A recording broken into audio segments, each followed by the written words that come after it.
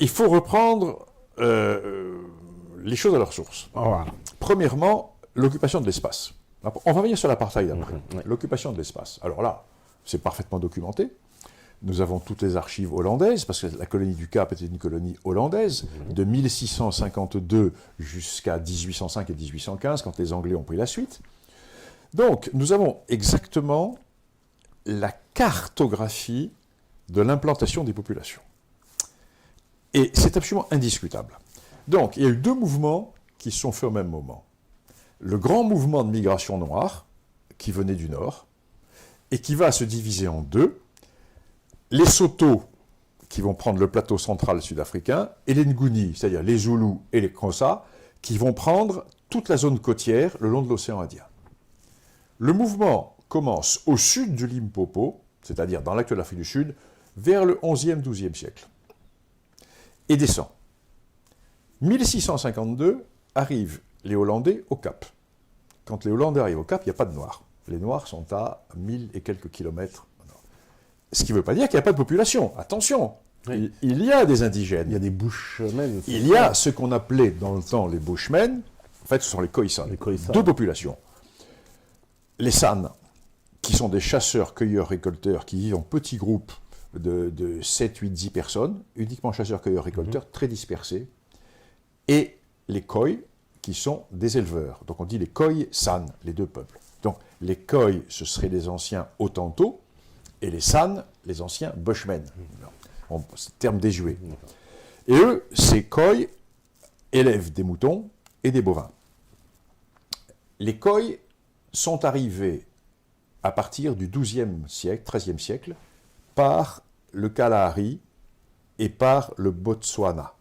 Et ils sont arrivés dans la partie ouest de l'Afrique du Sud, parce que l'Afrique du Sud est géographiquement coupée en deux. Tu as toute la partie est qui reçoit plus de 600 mm d'eau, et la partie ouest qui reçoit moins de 600 mm d'eau. Donc, les Khoi qui élèvent des moutons sont dans la partie sèche.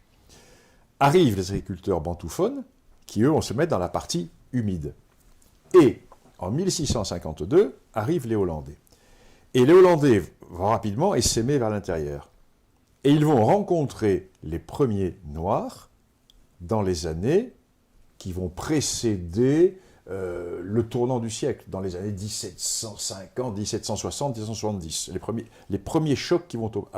À quel endroit? Vers la rivière Fish, vers la rivière Kai, c'est-à-dire à 1500 km. Donc, la frontière est parfaitement connue. Et alors, à partir de ce moment-là, vont éclater les guerres dites de frontières. C'est-à-dire que le front pionnier noir va essayer de pousser le front pionnier blanc, le front pionnier blanc va essayer de pousser le front pionnier noir, ça va jouer jusqu'au moment où les Anglais vont arriver et vont figer la situation. Donc, sur la moitié de l'Afrique du Sud, les Blancs ont l'antériorité sur les Noirs. Là, nous sommes... Il n'y a pas de discussion possible. Arrive maintenant la question de l'apartheid.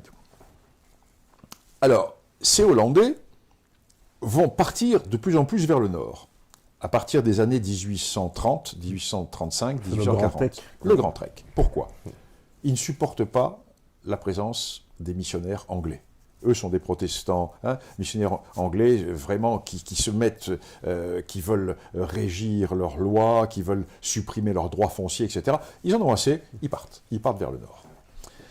Ils vont franchir le fleuve Orange, et là, ils vont entrer en contact avec un peuple noir qui s'appelle les Ndébélé, du chef Mzili Kazi. Qui sont les Ndébélé? Les Ndébélé, c'est une dissidence de la nation Zoulou, qui se sépare des Zoulous, et qui, pour échapper, ce sont des Zoulous ethniquement, mais qui, pour échapper à la vengeance des Zoulous, mettent de la distance. Il valait mieux pas être fâché avec les Zoulous. Parce que les Zoulous, les Zoulous blacks, là. Bon, c'est pas des... c'est des bons, c'est des bons. C'est des bons mecs, ça va, c'est des sérieux. Et donc, ils mettent de la distance.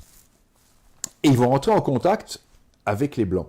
Mais, avant d'entrer en contact avec les Blancs, ils vont liquider tout le peuplement Soto du plateau central. Et les Blancs arrivent, a lieu le combat de Wegkop, 34-35, et les Ndébélé sont battus. Et les Hollandais disent, mais c'est génial ce pays, c'est un pays magnifique, il n'y a pas d'habitants, ils s'installent. Mais à peine installés, les Soto reviennent. Et leur disent, mais dites donc les gars, c'est notre terre. Comment votre terre? Ben oui, c'était à nous. Mais non, quand on est venu, il n'y avait personne. Oui, il n'y avait personne, parce qu'il y a 2-3 ans, on s'est sauvé pour échapper aux démêlés, mais c'est notre terre. Donc là, on arrive à la première contradiction de l'histoire. Ça, c'est tout le plateau central. Alors, la terre, dans ces zones au nord, bien sûr, est une terre qui va être prise au noir. C'est évident. Elle va être prise au noir, comment? Soit par la conquête, soit par l'achat. Donc, il faut bien voir qu'il y a 2 Afriques du Sud. Il y a une Afrique du Sud sur toute la région du Cap, la province du Cap, les 2 provinces du Cap, une petite partie d'État libre d'Orange, où les Noirs n'ont pas de droit à la terre. Ils n'ont pas droit à l'antériorité. En revanche, dans toute l'autre partie de l'essentiel de l'État libre d'Orange, du Transvaal, du Zululand, etc., effectivement, les Blancs vont soit prendre la terre, soit acheter la terre, soit se la faire remettre.